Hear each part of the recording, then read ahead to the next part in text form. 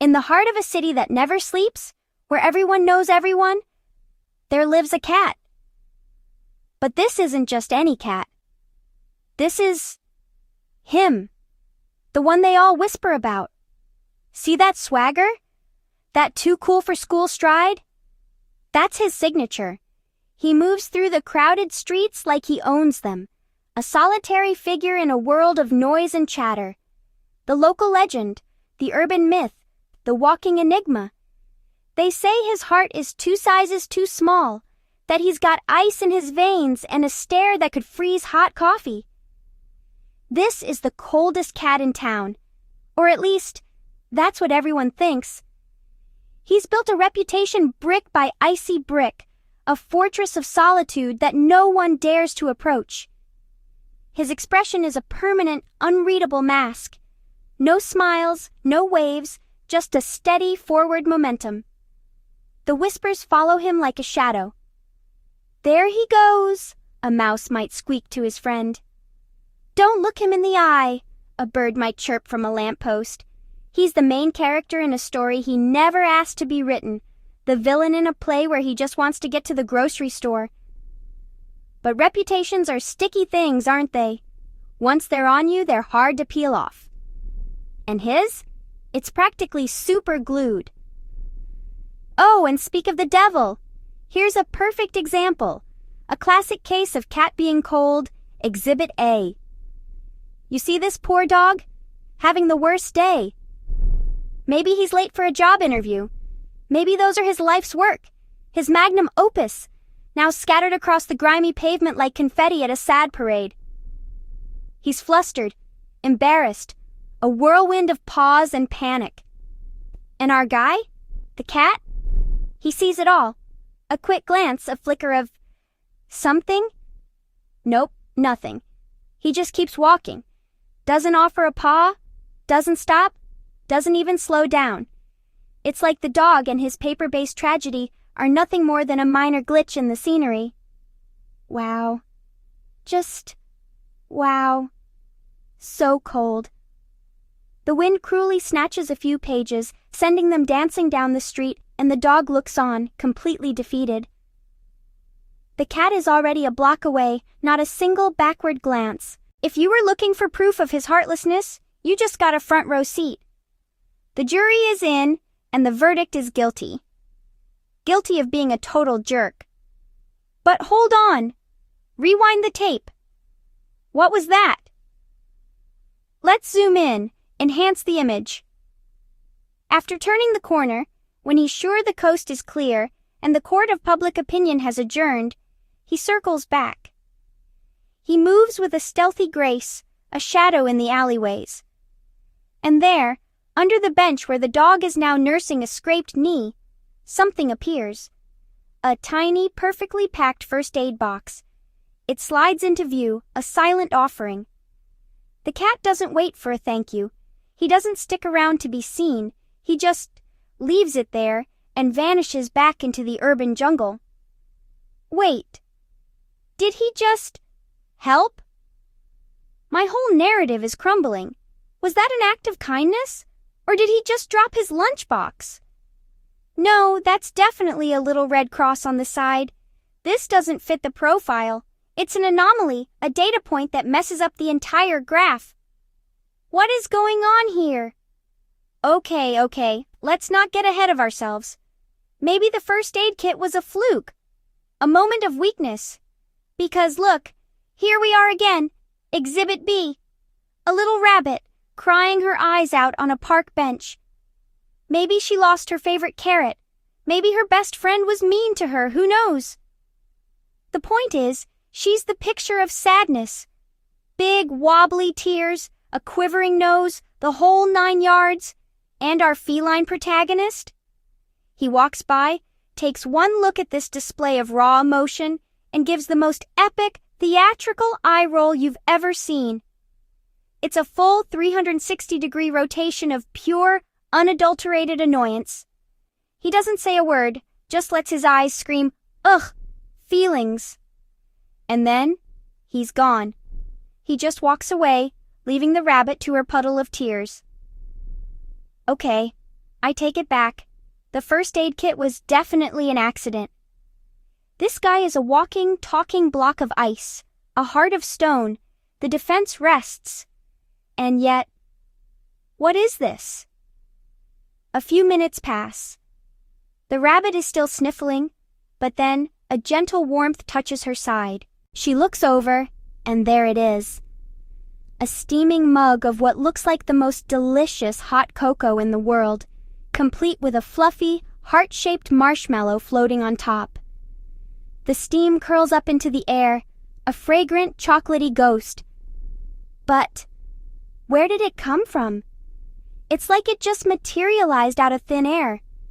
The cat is long gone, already on the other side of the park, pretending to be interested in a particularly boring pigeon. Who did this? It couldn't be him.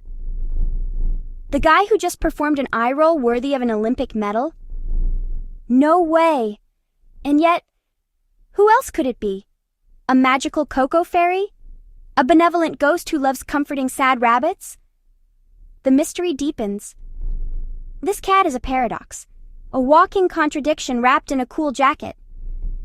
But these secret acts of kindness go completely unnoticed. They're whispers in a hurricane of public perception.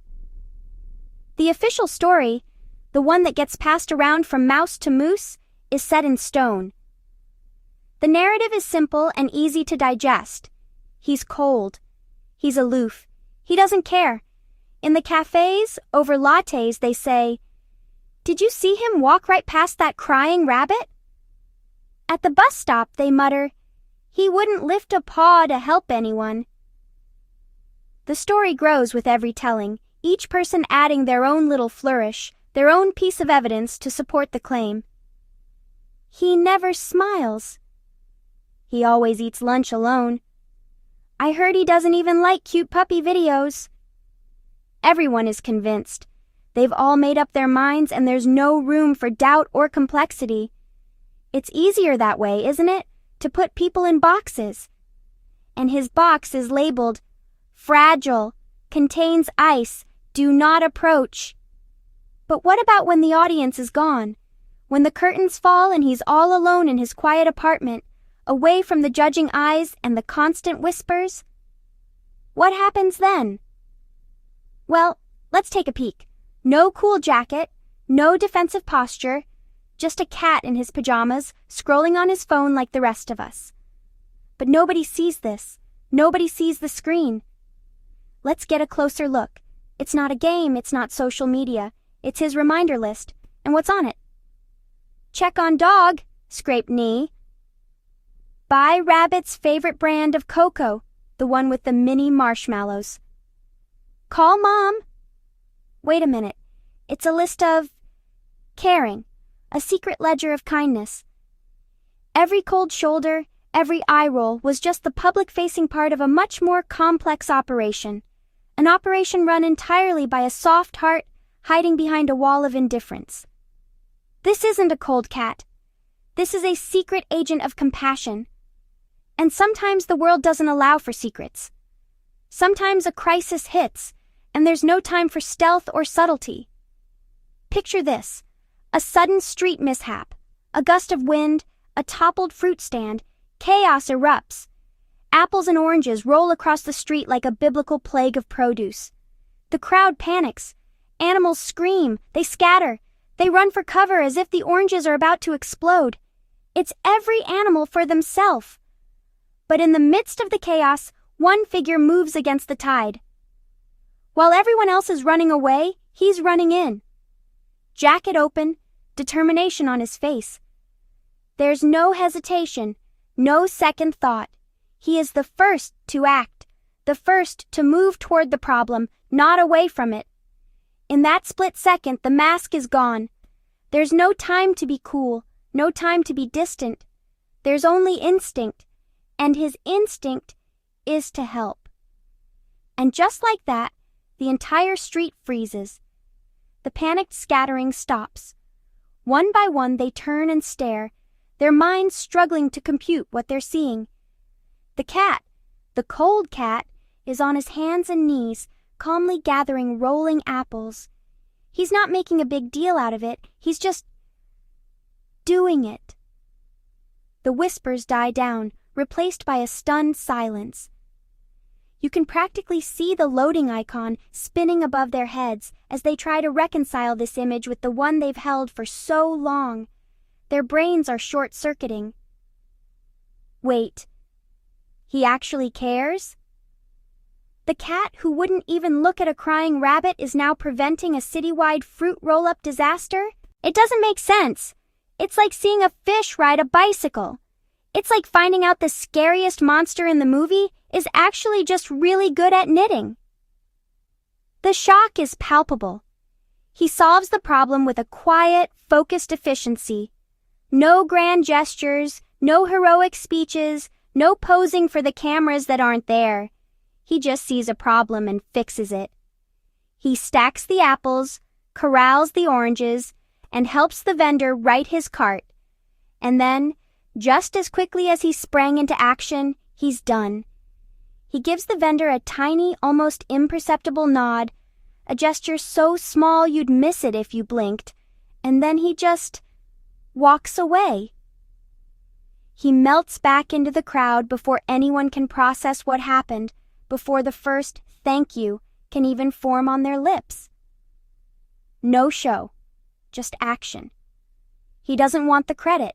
He doesn't want the attention. He just wants to get the job done and disappear. The applause he's avoiding is the loudest kind of all. And suddenly it all clicks into place. It's like finding the last piece of a puzzle you didn't even know you were solving. All those little moments, those strange anomalies, they weren't anomalies at all. They were clues. The first aid kit for the clumsy dog, the hot cocoa for the crying rabbit, the secret to-do list on his phone, the lightning-fast response to the fruit stand apocalypse. It all paints a single, undeniable picture. He was always there, hiding in plain sight, the quiet guardian, the silent helper. He was never cold. He was just quiet. His acts of kindness weren't loud declarations, they were secret messages left for others to find. He wasn't avoiding people because he disliked them. He was avoiding the fuss that came with helping them. And that's the thing, isn't it? We expect care to be a spectacle. We expect it to be loud and visible and announced with a trumpet fanfare. We want hugs and heartfelt speeches and grand public displays of affection. But not all care is loud. Some people don't shout their love from the rooftops. They quietly fix the leaky faucet in the basement. They don't write poems about you. They make sure you have your favorite snack waiting for you after a long day. Some people love quietly. Their affection isn't in their words, it's in their actions. It's in the things they do when no one is looking. It's a language spoken not with the mouth, but with the hands, with thought, with quiet attention to detail. It's a different kind of love, a different kind of care. It's not better or worse. It's just quieter. So what happens when the quiet care is finally noticed? Utter, complete awkwardness. The vendor from the fruit stand finally catches up to him, gushing with gratitude. Thank you so much. And our hero? He looks like he wants the ground to swallow him whole. He gets all stiff, shuffles his feet, and gives this tiny, uncomfortable shrug. His whole body language screams, "Please stop talking to me." He's not rude, he's just out of his element. The praise is like a spotlight, and he's spent his whole life mastering the art of staying in the shadows. He doesn't know the script for this scene, so he just mumbles something like, "It was nothing," and quickly points in the other direction. "Hey, is that a blimp?" Don't make it a big deal. Seriously. The kindness is free, but the follow-up conversation will cost him all of his social energy for the week. But you can't put the genie back in the bottle. The secret is out. And with that one public act of kindness, the lens through which everyone sees him has been permanently changed. The whispers don't stop, but their content flips entirely. "Did you hear what he did?" they say, but now it's with admiration. The fearful glances are replaced with small, respectful nods. The path doesn't clear for him out of intimidation anymore. It clears out of deference. The whole vibe of the city seems to shift. The colors feel a little warmer, the shadows a little less menacing. Everything changes. He's still the same quiet, solitary cat. He hasn't changed, but their understanding of him has. They're finally learning to read his quiet language. They're seeing the warmth that was always there, hidden just beneath the cool surface. If he could say what he was thinking, if he could articulate the complex mess of feelings behind his stoic expression, what would it be? Maybe it would be something simple, something honest. I'm bad at expressing. It's not a lack of feeling, it's a lack of vocabulary for it. The words get stuck. They feel clumsy and big and insincere. Saying, "I care" feels like a performance, and he hates being on stage. But I'm good at showing. That's the other half of the sentence. That's his truth. Showing is easy. Showing is direct. Showing is real. A first aid kit is more honest than 1,000 "get well soon" cards. A hot cocoa is more comforting than a string of empty platitudes. He communicates through action because it's the most sincere language he knows. And the most beautiful thing happens. People start to understand. They learn to meet him where he is. A friend comes and sits with him on a bench. There's no pressure to talk, no demand for emotional exposition. They just sit together in a comfortable, easy silence, watching the world go by. And in that shared quiet, there's more connection and understanding than in 1,000 loud conversations. It's a profound realization. Not everyone who's cold is cruel. Sometimes the people who seem the most distant are the ones who feel things the most deeply. They build walls not to keep others out, but to protect the soft, vulnerable heart inside. Their silence isn't empty. It's full of thoughts and feelings they just don't know how to share. So, let this be a lesson. A little reminder for the next time you encounter someone who seems a bit frosty on the outside. Cold face, warm heart. It's a classic combination. The exterior is just packaging, a protective shell. The real treasure, the warmth, the care, the loyalty, is tucked away inside. You just have to be patient enough to see it. You have to learn to look for the actions, not the words. You have to understand that a shrug might be a hug in disguise, and a quick exit might just be an escape from overwhelming gratitude. Remember this: it might just change the way you see the world and the quiet people in it. Look at him now. He's still the same cat, but he's not so alone anymore. He's found his people. The ones who get it. The ones who don't need a big song and dance. They speak his language. The language of quiet companionship, of shared moments, of just being there. He might not be the life of the party, but he's the anchor. The steady, reliable presence they know they can always count on, even if he'll never admit it. Because in the end, you don't have to be loud to care. You don't have to shout to be heard. Sometimes the most meaningful connections are built in the quiet spaces, through silent acts of unwavering love. As he walks off into the sunset with his friends, he glances back one last time. It's a look that says a million things without saying a single word. And it makes you wonder, do you know someone like this? That quiet friend? That reserved family member? That coworker who keeps to themselves but always has your back? The one who shows they care in 100 tiny, unspoken ways? Maybe they're the one who always makes an extra cup of coffee, or remembers your birthday without a Facebook reminder, or just sits with you when you're sad, no questions asked. We all have someone like that in our lives. Or maybe, just maybe, that someone is you. If this story felt familiar, if you saw yourself in this quiet, caring cat, Then let us know if this felt like you. Comment, "This is me," down below. There's a whole community of us quiet carers out there, and while you're at it, hit that subscribe button for more stories that get it. Because understanding each other in all our loud and quiet ways is what it's all about.